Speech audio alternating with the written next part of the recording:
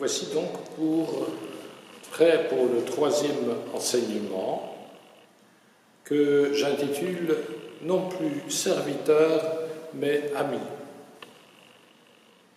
Et dans un premier temps, je voudrais, comme pour les deux premiers enseignements, donner un témoignage.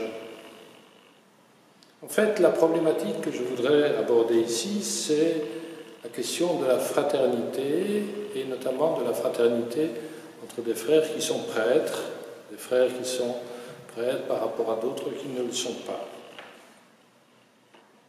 Ici, dans notre communauté, nous sommes 4 frères prêtres et un jeune prophète qui va prononcer ses vœux bientôt, ses vœux définitifs.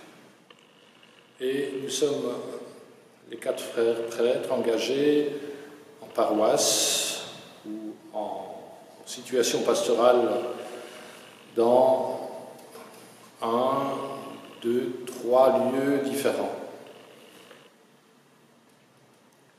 Savoir que lorsqu'on est engagé en paroisse, on y est comme responsable de la paroisse ou bien comme vicaire.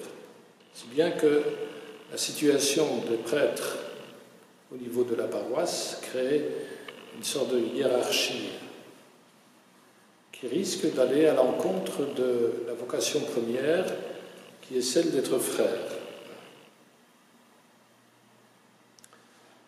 De toute façon, je pense premièrement qu'il n'est pas bon qu'un frère prêtre soit seul dans son engagement, mais qu'il ait l'occasion d'y être avec d'autres frères.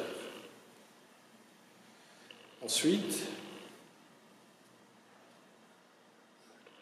étant donné notre statut de frère, de religieux frère, moi j'insisterai assez pour que, même si un frère prêtre est responsable, puisque l'organisation ecclésiale et paroissiale le veut comme cela, qu'il n'ait jamais à prendre des décisions seul, mais qu'il le fasse toujours dans un contexte où il aura partagé avec ses frères, il aura demandé leur avis.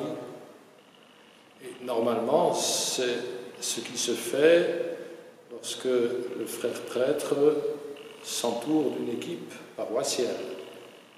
Mais ici, en tant que religieux assomptionniste, il me semble que c'est important que cela se fasse aussi au niveau de la relation fraternelle avec les autres frères impliqués.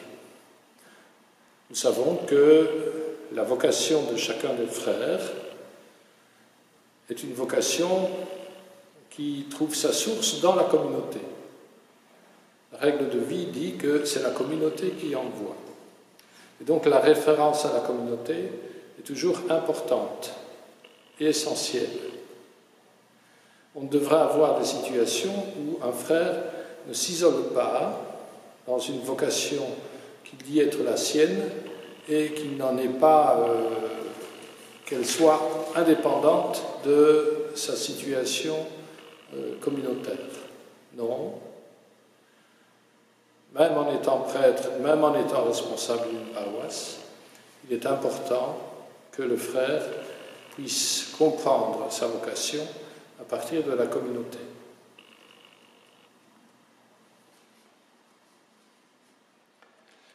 Et je voudrais ajouter un point, c'est que, en tant que religieux et en tant que religieux assomptionniste, nous mettons en premier la vie fraternelle. Et donc, toute la question est de savoir comment nous articulons notre vocation de prêtre, de paroisse par exemple, avec cette vie fraternelle. Je viens de dire qu'il est important que le frère prêtre puisse comprendre sa vocation à partir de la communauté qu'il envoie, qu'il puisse rendre compte de ce qu'il fait à la communauté, et que même il puisse engager ses frères dans ce travail paroissial et travail communautaire, ce travail paroissial autant qu'il le peut. C'est important. Mais comment comprend-il sa mission comme prêtre dans sa paroisse? Est-ce qu'il la comprend avec cette caractéristique de la vie fraternelle. Autrement dit, ce qu'il va vouloir susciter au sein de sa paroisse, c'est quelque chose qui met l'accent sur la vie fraternelle, sur la vie communautaire. Est-ce qu'il va mettre l'accent sur la constitution du corps du Christ? Va-t-il mettre l'accent sur les relations fraternelles entre les membres? Va-t-il se considérer comme prêtre au-dessus de la mêlée, ou bien au contraire comme prêtre, frère de ses frères et sœurs de communauté paroissiale? Je crois qu'au niveau assomptionniste, il y a une insistance sur le fait que ce que nous voulons susciter, c'est du tissu communautaire chrétien. Nous voulons susciter ces relations fraternelles qui font le corps du Christ, qui font l'Église. Et je répète ce que j'ai déjà dit précédemment dans les précédents enseignements, c'est que la mission du prêtre est une mission au service de la communauté. Il est celui qui suscite au niveau de la communauté cette vie communautaire, cette vie ecclésiale, cet amour fraternel les uns pour les autres. Et il le fait parce qu'il a charge d'une part d'un enseignement, de l'enseignement, et cet enseignement doit conduire à cela, et d'autre part, il a la charge sacramentelle, et la charge sacramentelle va dans ce sens-là aussi, que ce soit au niveau de l'Eucharistie, que ce soit au niveau des sacrements, par exemple, de réconciliation. Il manifeste la miséricorde de Dieu, et nous allons le voir dans l'enseignement qui va être donné. Il manifeste la miséricorde de Dieu, de manière à ce que les uns et les autres, nous manifestions la miséricorde de Dieu. Il nous invite, par sa capacité comme prêtre, de témoigner de la miséricorde de Dieu à travers le sacrement de réconciliation. Il invite à ce que tous nous soyons en quelque sorte les ministres de ce sacrement, les ministres de la réconciliation, par cette réconciliation que nous nous donnons les uns les autres. J'espère que je me fais comprendre. Alors, aujourd'hui, l'enseignement sera un peu technique. Vous allez voir, je vais partir de quelque chose de très connu. Je vais prendre la parabole du Fils prodigue en Saint Luc au chapitre 15. Cette parabole est archi connue, archi commentée, et j'imagine que vous la connaissez par cœur. Mais je voudrais m'en servir pour tenter d'avancer dans la compréhension que nous devons avoir des relations fraternelles.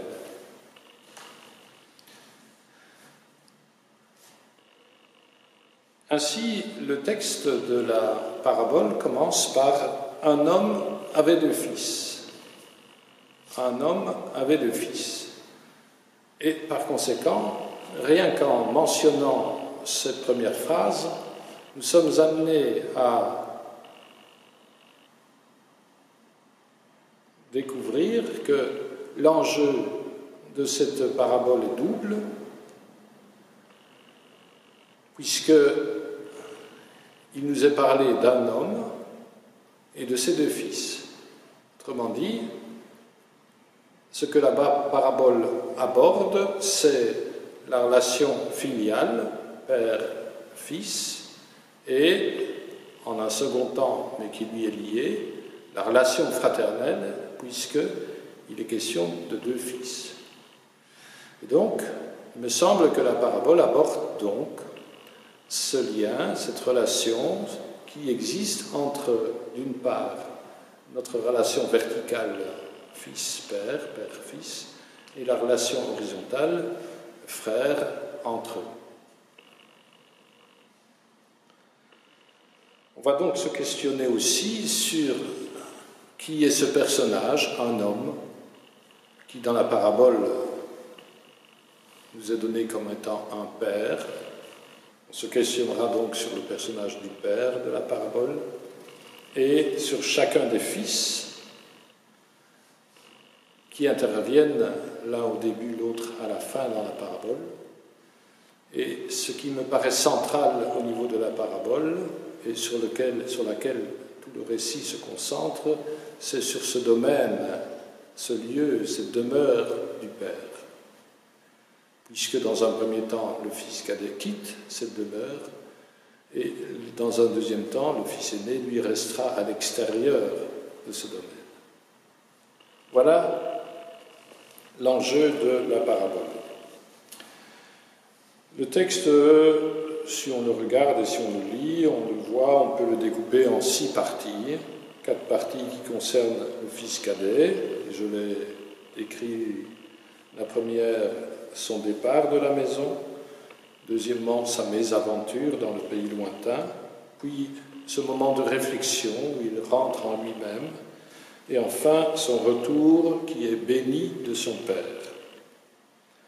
Ça fait 4 premières parties, il en reste 2 qui concernent le fils aîné.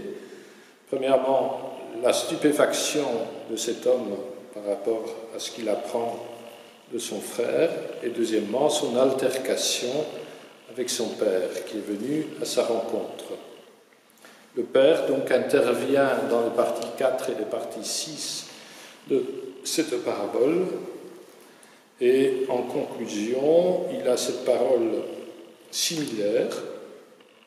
Il dit « Mon fils que voilà était mort et il est revenu à la vie, il était perdu et il l'est trouvé.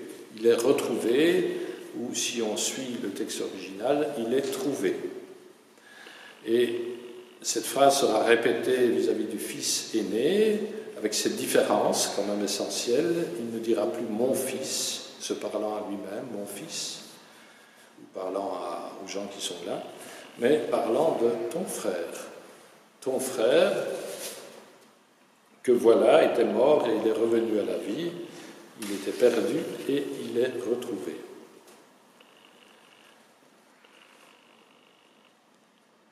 Cela nous situe déjà où est la pensée du Père, et on va très vite constater le décalage qui existe donc entre cette pensée du Père, la manière dont il entrevoit la situation, et le décalage entre lui, sa pensée, et ses 2 fils. Et durant la parabole, dans la parabole, de fait, il y a une incompréhension mutuelle entre l'un et les 2 autres. Cette incompréhension mutuelle, elle est présente dans les évangiles, que ce soit entre Jésus et ses interlocuteurs, que ce soit entre Jésus et ses disciples. Par exemple, dans l'évangile de saint Marc, c'est très clair. Intéressons-nous d'abord au fils cadet. Donc je le répète, nous connaissons bien l'histoire qui est ici racontée. Le fils cadet demande à quitter la maison en réclamant sa part d'héritage. C'est étonnant parce que, en réclamant cette part d'héritage, il dépouille son père. Il le met à mort avant l'heure. Et n'a-t-il pas des raisons de partir? Ce fils, il est le cadet, et il semble que le domaine du père est géré par le fils aîné. Le cadet va-t-il trouver sa place? Son avenir n'est-il pas ailleurs, en dehors de la maison paternelle? Si bien que le père obtempère, il l'accepte et partage son bien.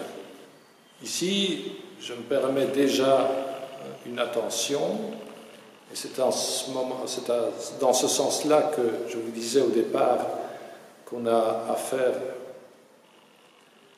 à quelque chose d'assez technique, et j'espère que vous allez pouvoir suivre. Lorsqu'il est question des biens qui sont mis en partage, les termes grecs sont différents selon que ce bien est relatif au fils qui demande ou bien relatif au père qui donne. Dans le premier cas, il sera question du mot ousia, et dans l'autre, il sera question du mot bios. Le premier, dans le cas du fils, désigne la fortune. C'est un bien extérieur. Par contre, dans le second cas, quand on parle du père, le mot utilisé s'assimile à la vie. Donc c'est plutôt un bien fondamental, essentiel. C'est celui qui permet de vivre. Et donc, on peut se demander si, de manière volontaire, il n'y a pas une transformation. Le bien essentiel devient fortune à dépenser. Il y a une transformation qui est en fait une déformation. J'y reviendrai. Le fils s'en va, il quitte la maison en emportant tout ce qui lui appartient. Et le texte insiste sur ce tout. Autrement dit, le fils ne laisse rien qui lui appartient dans le domaine. Il prend tout. C'est une rupture complète. En fait, le bien transformé, dont je parlais ci avant, le bien transformé devient incompatible avec ce qu'il était au départ.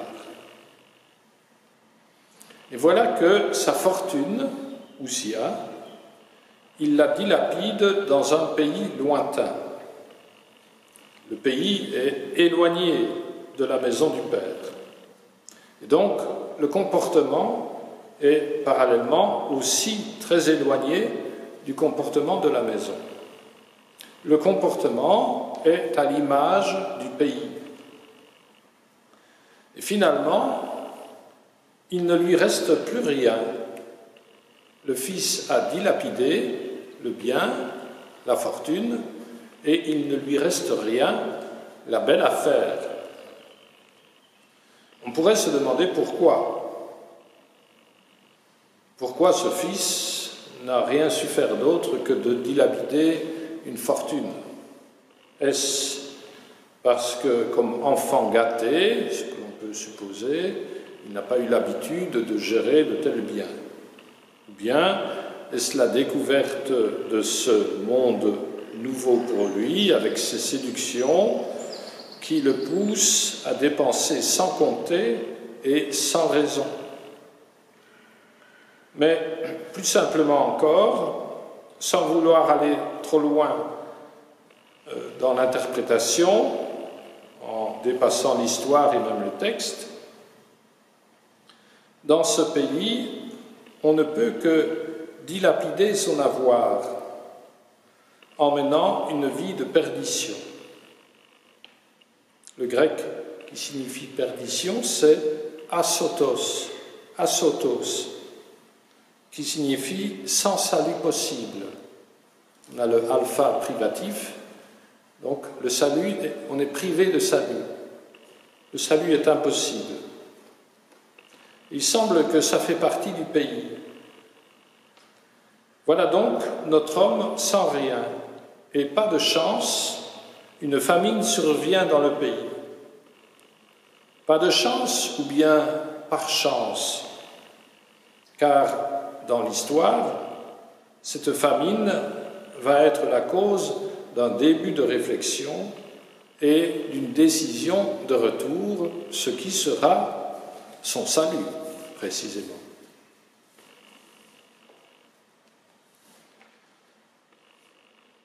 Après avoir parlé du fils cadet, je voudrais ici insister sur le bien et faire la différence entre ce que je vais nommer l'être et d'autre part l'avoir. C'est curieux cette famine, car il y a des porcs, et eux, ils ont à manger. Et les porcs, c'est une viande dont on peut se nourrir. Mais voilà la caractéristique de ce pays. Il est dit ceci: il aurait voulu se remplir le ventre des gousses que mangeaient les porcs, mais personne ne lui en donnait. Ici aussi, c'est très curieux. Puisqu'il gardait les porcs, qu'est-ce qu'il interdit à aller lui-même prendre une gousse ou l'autre et s'en nourrir s'il a faim? Il faut savoir, entre parenthèses, que le porc est, chez les Juifs, un animal impur, ce qui augmente avec insistance sur le fait que ce pays est un pays païen. Mais la caractéristique de ce pays lointain vient d'être mentionnée dans la description, personne ne lui en donnait. Dans ce pays, on ne donne pas. C'est terrible comme pays. Le don n'y existe pas. On ne se préoccupe pas de l'autre. Pas de solidarité, rien. Le travail est dégradant au plus haut point. C'est vraiment un pays de perdition. J'insiste donc sur ce détail dans le texte. On ne donne rien. Cet homme pouvait aller se servir, mais le texte ne retient pas cela. Il retient le fait que personne ne lui donne. Ça n'existe pas dans ce pays. Dans ce pays, le don n'existe pas. Et donc, il y a lieu, au point où nous en sommes, de revenir aux premières interrogations. On peut se demander si dans ce pays, le Fils n'a pas perdu son âme autant que sa fortune. Le bien initial du Père était dignité, dignité humaine. Tout cela semble perdu, déchéance totale, plus d'existence possible, inexistence. Là-bas, on ne donne pas. Car c'est le don qui est reconnaissance d'existence. En donnant à l'autre, je le reconnais et je donne sens à mon existence en donnant. Je reconnais l'autre à qui je donne et je me reconnais moi-même existant en vérité parce que je donne, parce que je suis donateur. C'est le don qui fait l'existence. Si bien que, par rapport à ce que je disais tout à l'heure, cette déformation, cette transformation du bien, on est passé du niveau de l'être au niveau de l'avoir. Le don initial était de l'ordre de l'être, le Père qui partage son héritage, et remarquez-le, ce don initial est encore à découvrir, à définir, à préciser, j'y viendrai. Et ce don a été reçu par le Fils sous le mode de l'avoir, de la fortune.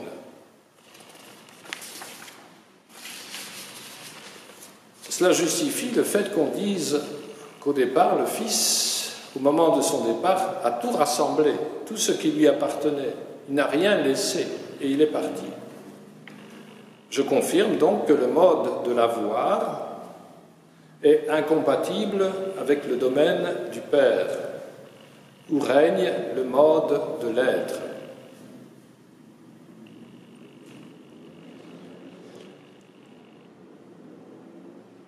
Non seulement le pays lointain se caractérise par ce mode de l'avoir, mais on peut ajouter de l'avoir pour soi. D'ailleurs, on peut se demander si l'avoir en question n'est pas synonyme à avoir pour soi. C'est le règne du moi, dénoncé à plusieurs reprises par Jésus, que l'on pense à cette situation où un homme vient trouver Jésus en lui demandant de pouvoir intervenir pour partager un héritage avec son frère. Que ce soit le texte dans lequel un homme vient trouver Jésus et lui demande qu'est-ce que je dois faire pour avoir la vie éternelle. Jésus finalement en arrive à lui dire quitte tout, vends ce que tu as Viens et suis-moi. Le mode de l'avoir est nécessairement un mode d'avoir pour soi. Le moi se caractérise par l'avoir, et donc les moi sont nécessairement en concurrence entre eux. C'est ma propriété, c'est ma voiture. Certains disent c'est ma femme, vous voyez? C'est la possession qui me caractérise dans mon moi. Mais, il faut le remarquer, le moi ne peut pas se sauver lui-même. Jésus le dira à maintes reprises. Le moi se caractérise par un enfermement mortifère. Et dans la mesure où la seule recherche est celle de posséder pour soi, on s'interdit par conséquent le partage, le don, l'ouverture à l'autre. Vous réfléchirez à tout cela. Je répète, dans la mesure où on s'intéresse seulement à soi, à mon moi, on s'interdit par conséquent l'ouverture à l'autre, le don, le partage.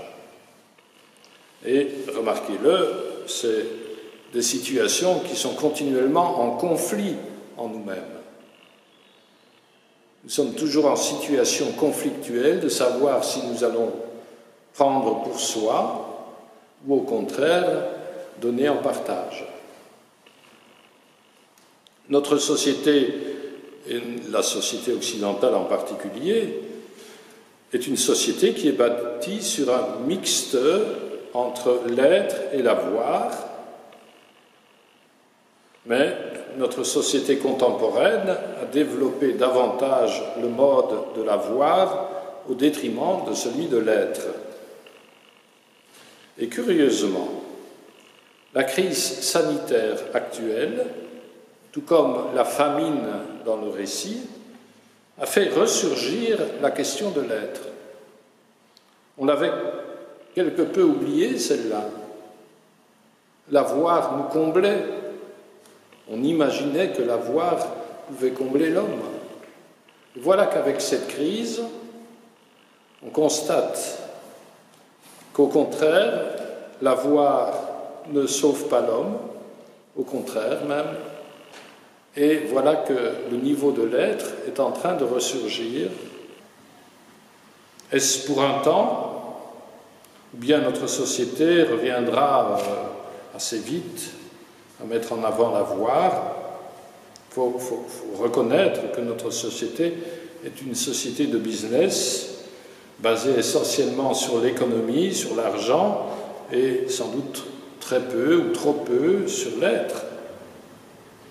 Notre société, dans son mode actuel, ne survivrait pas si l'avoir était totalement éliminé.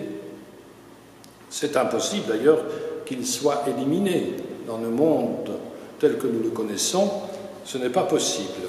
Ce ne sera possible qu'au ciel. Vous commencez alors, ou nous commençons à comprendre la tension qui existe entre le domaine paternel que le Fils a fui et ce pays lointain. Ce pays lointain, c'est le pays païen, poussé à l'extrême, poussé, je le reconnais, jusqu'à la caricature. En lien avec ce mode d'existence basé sur l'avoir, il y a le pouvoir, lequel s'exerce en fonction de ce mode. C'est un pouvoir sans bienveillance, un pouvoir dur et rigide qui soumet toute chose au seul profit. Dans l'histoire contemporaine, nous avons des exemples de ce pouvoir. Si tu ne rapportes pas, tu meurs, tu es rejeté. Il n'y a pas de pitié dans ce pays.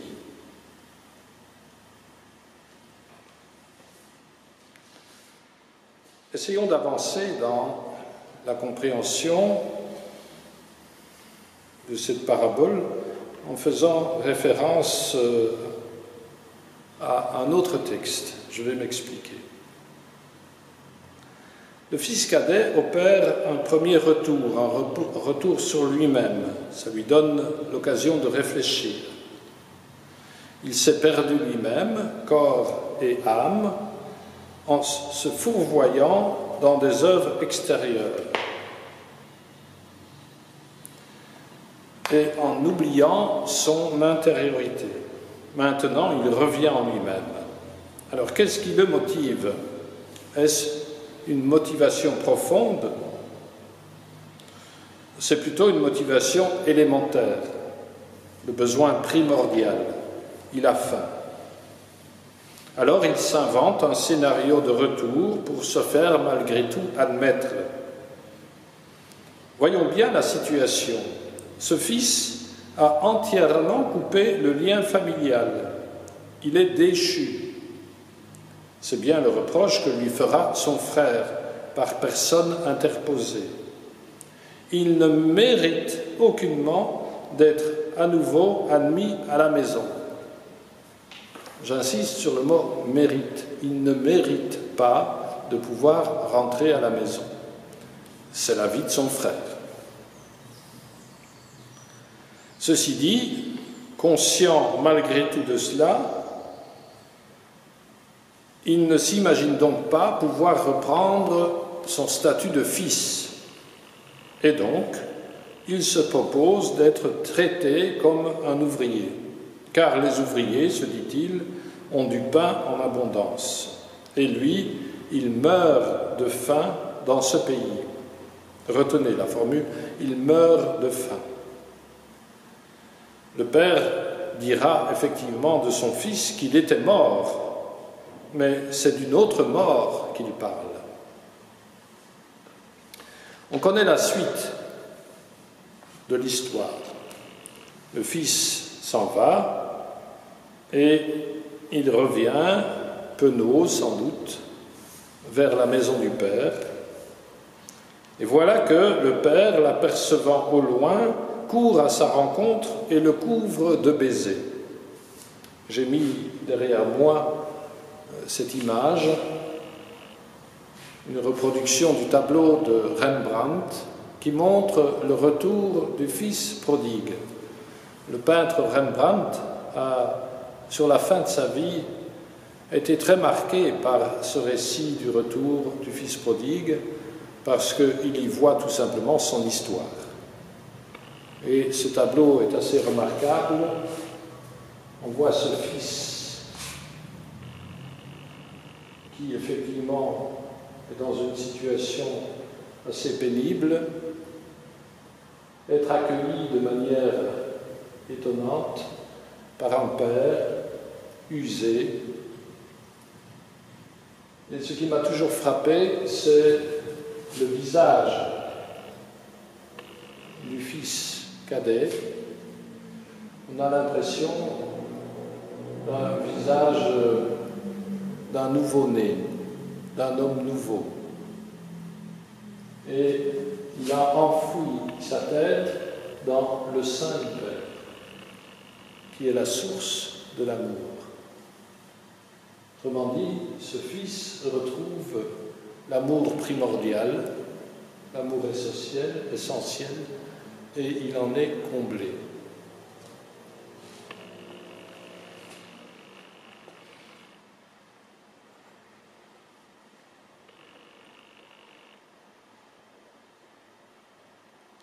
Je disais donc que ce père court à la rencontre de son fils et le couvre de baisers.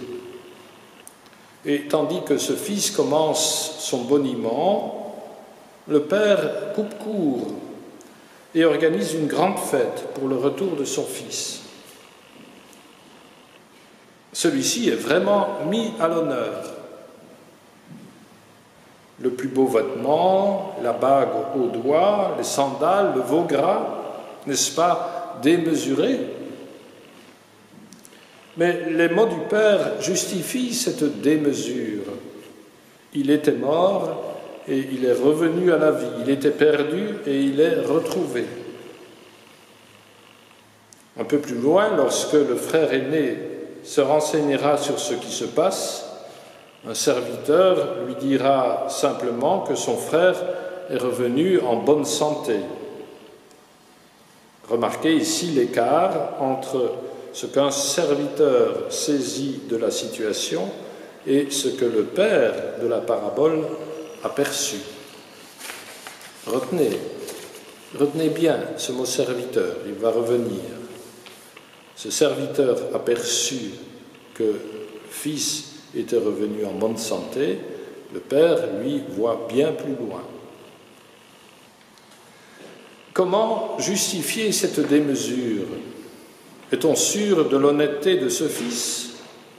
Reconnaît-il vraiment avoir péché? Est-il sincère dans son repentir? Qui fait que, oui, on organise une grande fête, tellement son repentir est sincère.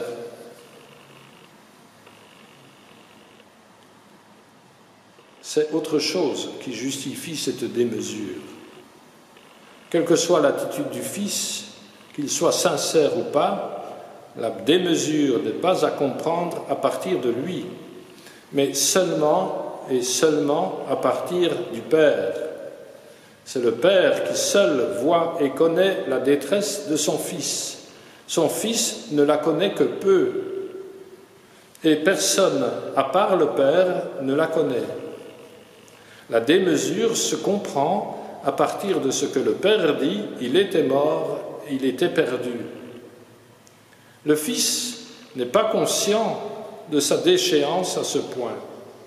Il n'avait pas conscience d'être mort. D'ailleurs, il est toujours en vie.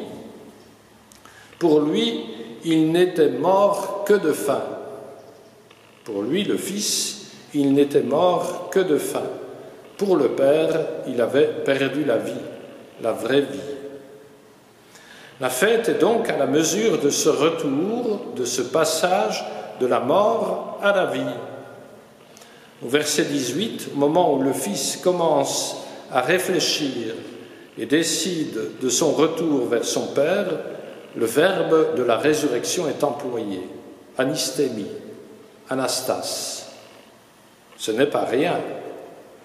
Et c'est donc seulement à ce moment-ci, au moment des retrouvailles, et quelles retrouvailles, que le Fils peut commencer à connaître son Père en vérité. Si j'essaye de me mettre à la place de ce Fils, pourrais-je accepter d'être mis à ce point à l'honneur alors que j'ai commis les pires bêtises? Nous regardons le péché qui nous fait honte. Dieu regarde l'homme qui est son Fils, quoi qu'il ait fait, et qui revient à lui, et cela fait sa joie.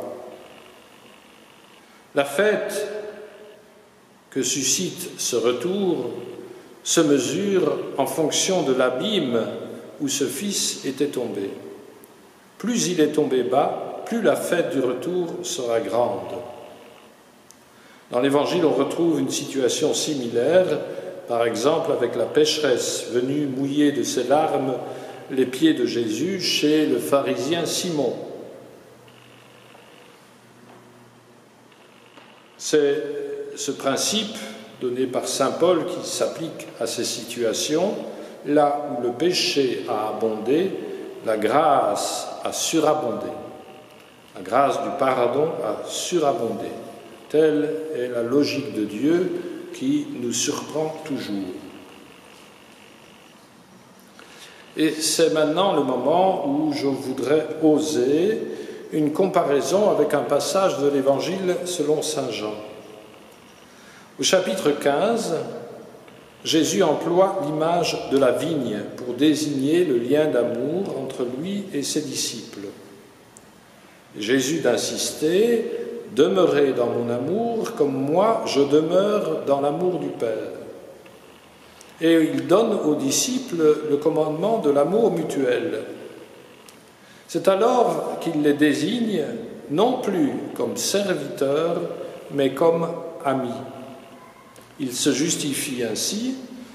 Le serviteur reste dans l'ignorance de ce que fait son maître. Mais à l'ami, tout est révélé. Rappelez-vous ce que je disais du serviteur dans la parabole, qui comprend que son frère est revenu en bonne santé. Il comprend, mais sa compréhension est limitée. Il ne comprend pas tout. Jésus, ici, dans l'évangile de Jean, fait cette distinction un peu similaire entre le serviteur qui reste dans l'ignorance de ce que son maître fait et l'ami qui, lui, reçoit la révélation complète, entre dans la connaissance totale. Et Jésus de préciser que l'ami, c'est celui qui demeure dans l'amour, c'est celui qui garde le commandement de l'amour.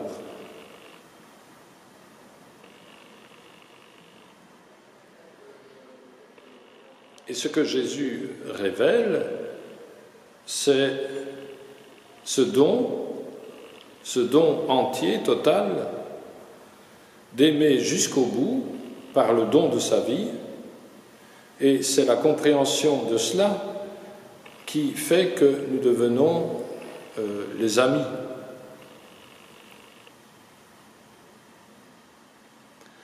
Dans la parabole du fils prodigue, celui-ci, le fils prodigue, s'imagine pouvoir s'en tirer avec un statut de serviteur ou d'ouvrier.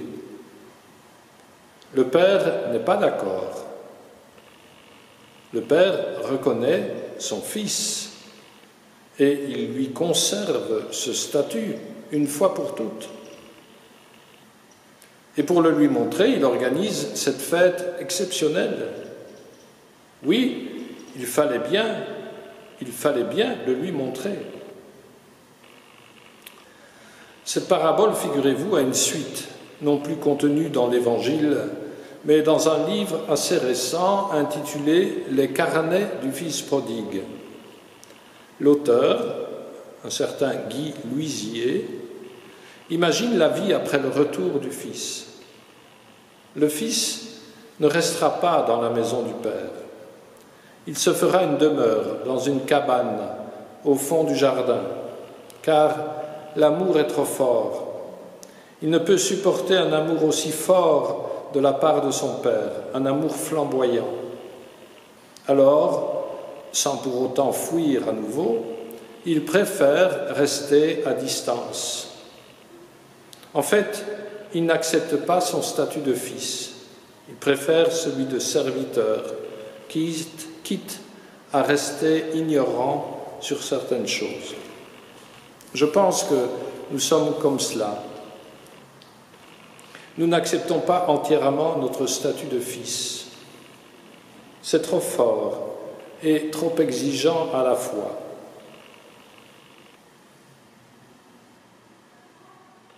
C'est un lieu, si je peux me permettre, de perdition, où on se perd soi-même.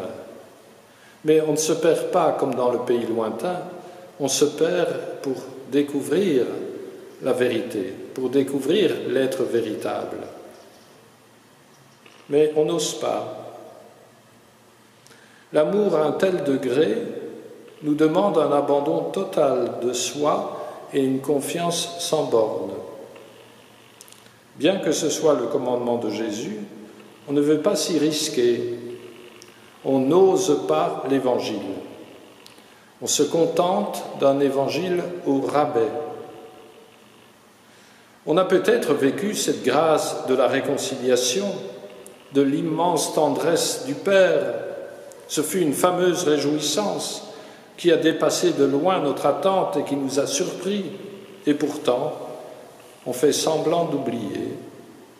On se réfugie dans un statut d'ouvrier ou de serviteur.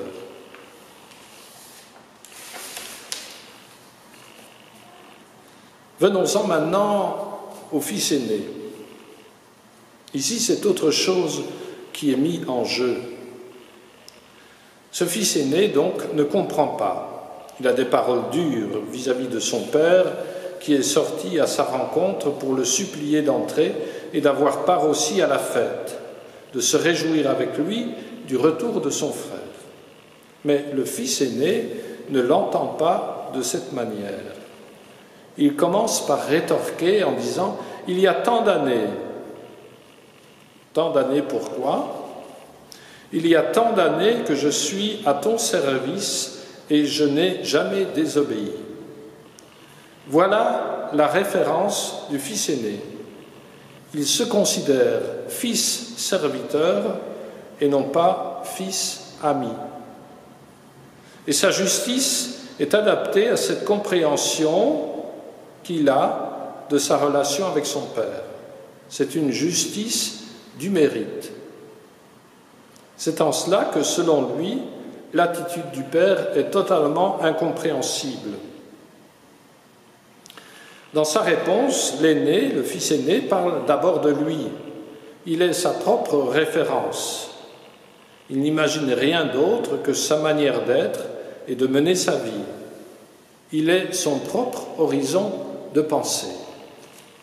C'est un moi obéissant, mais un moi. La référence reste le moi. Il n'y a pas une sortie de soi, une ouverture totale. Non, c'est un repli sur soi, sur la compréhension limitée qu'on a. Le dialogue qui s'ensuit oppose effectivement deux justices, celle du frère aîné et celle du père. L'aîné décrit ainsi l'agir du père. « Ton fils a dévoré ton bien avec des filles, et toi, à son retour, tu tues le veau gras. » Ce comportement est pour lui totalement paradoxal et donc proprement injuste. Le fils a dilapidé le bien et il est fêté à son retour, et de quelle manière? En opposition à cela, le fils aîné dit « Et moi qui te suis fidèle, je n'ai aucune récompense. » Le père, de son côté, lui oppose deux arguments. Premièrement, il fallait festoyer. C'est ce fameux « il fallait » que Jésus va reprendre pour lui-même. Aux disciples d'Emmaüs, il dira « Ne fallait-il pas que le Christ souffre pour entrer dans sa gloire ?» La fête organisée ici dans la parabole est à la mesure du don du Christ. Le deuxième argument avancé par le Père est celui-ci: tout ce qui est à moi est à toi. Ce partage du bien essentiel est le résultat de ce qui précède, du don par amour. Voilà la justice du Père, elle est tout autre. La justice du Fils est basée sur une cohérence selon la loi. J'obéis à tes ordres. Une loi qui méconnaît l'amour. La justice du Père est basée sur la seule vérité de l'amour et de la vie. Ton frère était mort et il est revenu à la vie. Une rupture a eu lieu au moment du départ du cadet. Il est parti avec tout ce qui lui appartenait, rappelez-vous. Mais une rupture a lieu ici aussi avec le frère aîné. En dénonçant le comportement du père, l'aîné montre son désaccord et marque une rupture. Il dit « ton fils, ton bien ».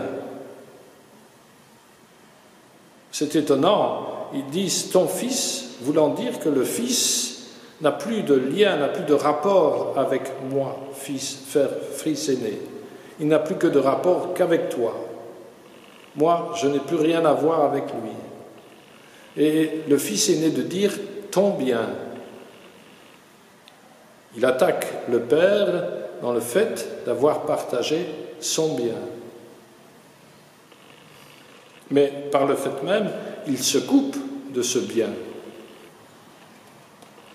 Il y a rupture au niveau du lien de fraternité à cause d'une méconnaissance du lien filial, du lien entre le Père et le Fils.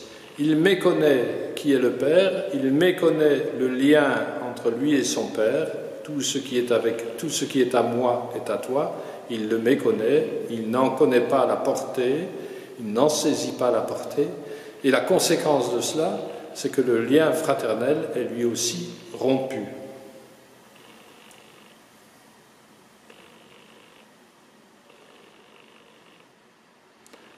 Le fils aîné n'a pas admis ce partage au niveau essentiel, au niveau de l'être. Le partage n'est que superficiel, extérieur, subordonné. Le fils aîné ne se voit pas à l'égal du père.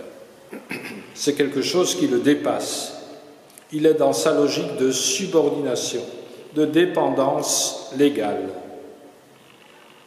On peut être physiquement présent, mais absent et étranger en vérité.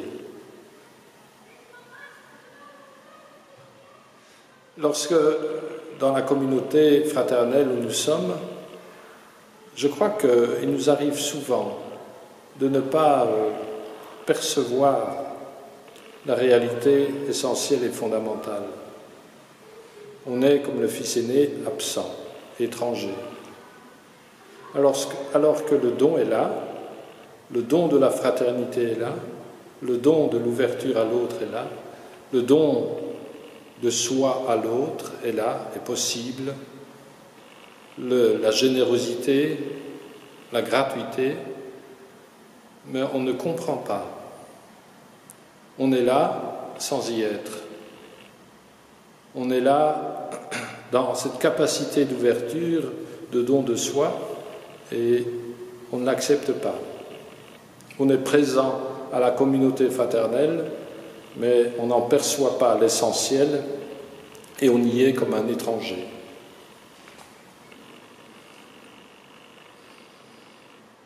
Ce n'est pas un reproche que je vous fais à vous comme à moi, mais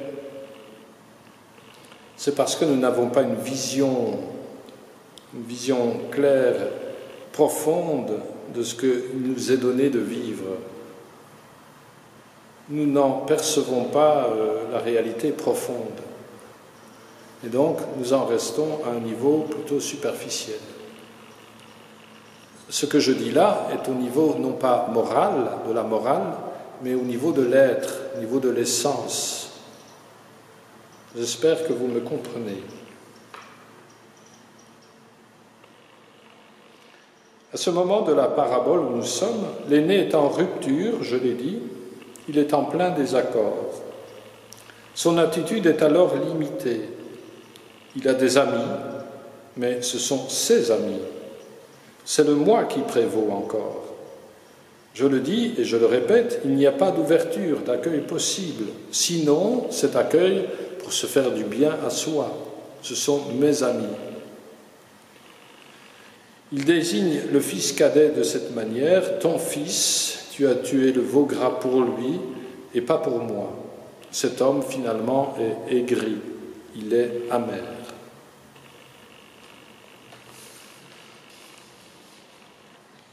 Tournons notre regard alors vers le personnage du Père.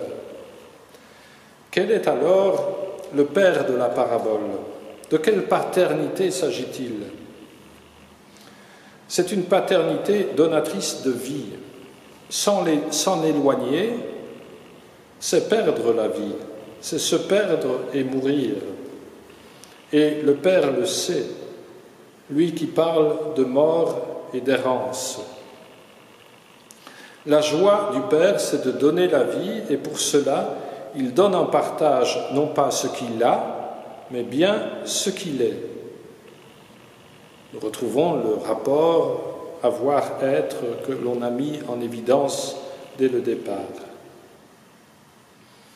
Le Père, il donne d'avoir part à sa propre condition, à son être même, à être comme lui, à faire comme lui. Aussi, dans ce partage de vie, dans ce partage du bien, on ne peut que se reconnaître comme frère. Le lien fraternel dépend du lien filial. La fraternité se vivra à la mesure de la compréhension qu'on aura de notre condition filiale.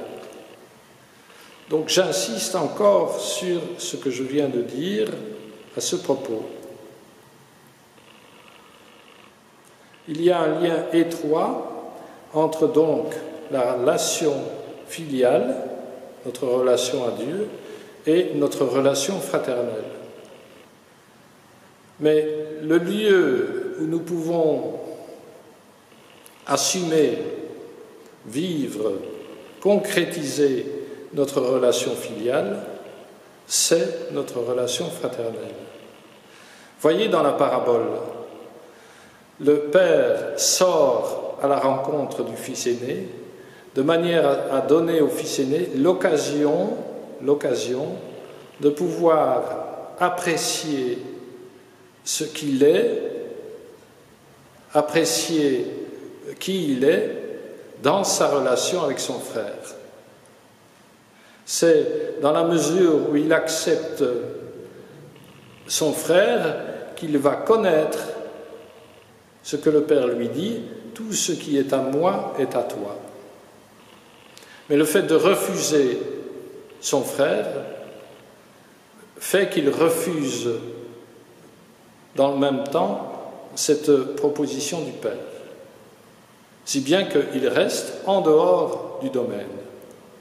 Il n'a pas l'occasion de pouvoir rentrer dans le domaine. Ce que je veux dire par là, c'est que notre relation fraternelle, notre relation entre frères est sacrement de notre relation filiale. Et je n'invente rien. Il suffit d'ouvrir la première lettre de Saint Jean et de lire « Celui qui dit aimer Dieu et qui n'aime pas son frère est un menteur ». Nous mesurons notre qualité de relation filiale, de notre relation avec Dieu, nous la mesurons à l'aune de la qualité de notre vie fraternelle.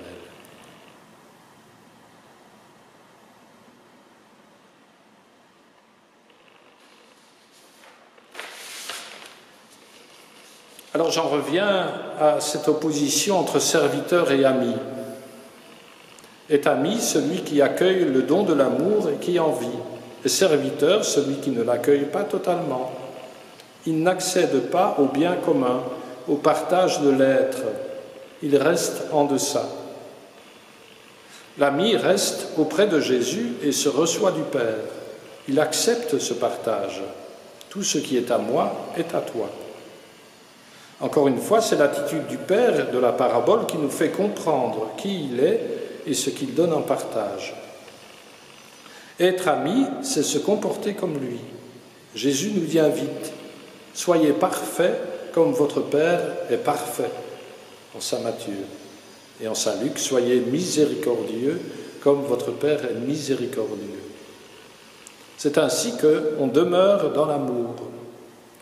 Mais le serviteur, lui, méconnaît cette demeure. Son attitude consiste à servir en obéissant aux ordres. Alors, nous, serons-nous amis ou bien sommes-nous plutôt des serviteurs? Ne déformons-nous pas le don de Dieu qui se situe au niveau de l'être? Le propre de notre société de consommation, je le répète, c'est de situer l'être au niveau de l'avoir. Ce matin, j'ai entendu cette publicité à la radio. Personnalisez votre voiture avec telle série spéciale de roues. Vous voyez, c'est une voiture, on change les roues, on met des roues un peu spéciales. C'est une manière de personnaliser. Mais personnaliser se situe au niveau de l'être, au niveau de la personne. La voiture, elle, se situe au niveau de l'avoir. Vous voyez la confusion. On s'identifie à l'objet. N'étant pas capable alors de garder le statut d'ami, nous adoptons toute une série d'attitudes qui méconnaissent le véritable amour et on s'en contente et on s'y réfugie même. On a peur du véritable amour. On le considère comme trop fort. C'est un niveau trop élevé. On se donne même des excuses. On fait semblant de le méconnaître pour justifier des comportements, soit injustes, soit qui justifient des positions d'autorité. Là, je vous invite à bien réfléchir. Le statut de prêtre, c'est un statut qui donne une certaine autorité. Est-ce que, en nous réfugiant dans ce statut, est-ce qu'on n'est pas en train d'oublier notre statut premier et dernier, qui est celui de frère? Jésus nous dit, je vais terminer par là, ne vous faites donc pas tant de soucis, ne dites pas qu'allons-nous manger, ou bien qu'allons-nous boire, ou encore avec quoi nous habiller. Tout cela, les païens le recherchent. Mais votre Père céleste sait que vous en avez besoin. Cherchez d'abord le royaume de Dieu et sa justice, et tout cela vous sera donné par surcroît. Ne vous faites pas de soucis pour demain, demain aura souci de lui-même. À chaque jour suffit sa peine.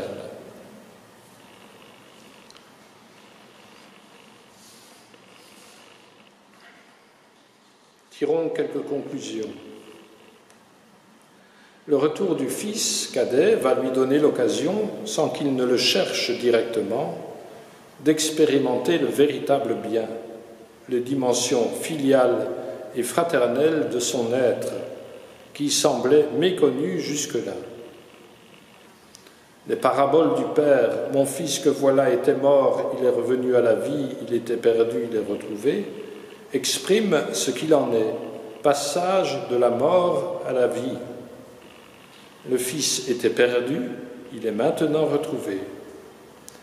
Il aura fallu ce geste du Père, cette élection explicite, le vêtement, la bague, les sandales, pour exprimer ce renouveau, cette résurrection. Le fils aîné n'a pas mieux compris. Il ne saisit pas le sens de la parole de son père. « Toi, mon enfant, tu es toujours avec moi, et tout ce qui est à moi est à toi. » Parole qui désigne un autre bien, celui de la vie commune et du partage des biens spirituels. Il est en deçà de cette compréhension. Il revendique pour lui un domaine particulier, son fameux « moi ». Parmi les biens spirituels auxquels il n'a pas encore accès, il y a la miséricorde. L'enjeu ici, c'est donc bien la relation fraternelle dans sa complémentarité avec la relation filiale, dans sa dépendance. L'une ne va pas sans l'autre. Et pour l'aîné, l'une et l'autre sont déficientes. Or, être vivant, c'est être en communion avec le Père, et donc en communion avec le frère. C'est en cela qu'on peut affirmer du fils cadet, il était mort et maintenant il est vivant. Nous sommes vivants dans la mesure où nous partageons le même bien. Tout ce qui est à moi est à toi. Dans la mesure où cette communion n'est pas réelle, la vie n'est pas une vie en plénitude. Ce n'est pas la vie éternelle. Permettez-moi alors de citer 2 extraits de lettres de saint Paul. En Éphésiens 2, chapitre 2, il est dit « C'est lui le Christ qui est notre paix. Des deux, le juif et le païen, il a fait une seule réalité. Par sa chair crucifiée, il a détruit ce qui les séparait, le mur de la haine. Ainsi, à partir des deux, le juif et le païen, il a voulu créer en lui un seul homme nouveau en faisant la paix et réconcilier avec Dieu les uns et les autres en un seul corps par le moyen de la croix. » Et en Colossiens, chapitre 3, « Vous vous êtes revêtus de l'homme nouveau qui, pour se conformer à l'image de son Créateur, se renouvelle sans cesse en vue de la pleine connaissance. Ainsi, il n'y a plus le païen et le juif, le circoncis et l'incirconcis, il n'y a plus le barbare ou le primitif, l'esclave et l'homme libre, mais il y a le Christ, il est tout en tous. »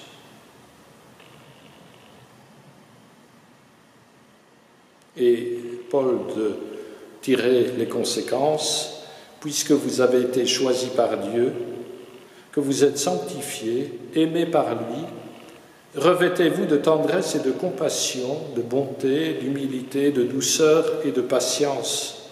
Supportez-vous les uns les autres pardonnez-vous mutuellement si vous avez des reproches à vous faire. Le Seigneur vous a pardonné, faites de même. Par-dessus tout, ayez l'amour qui est le lien le plus parfait.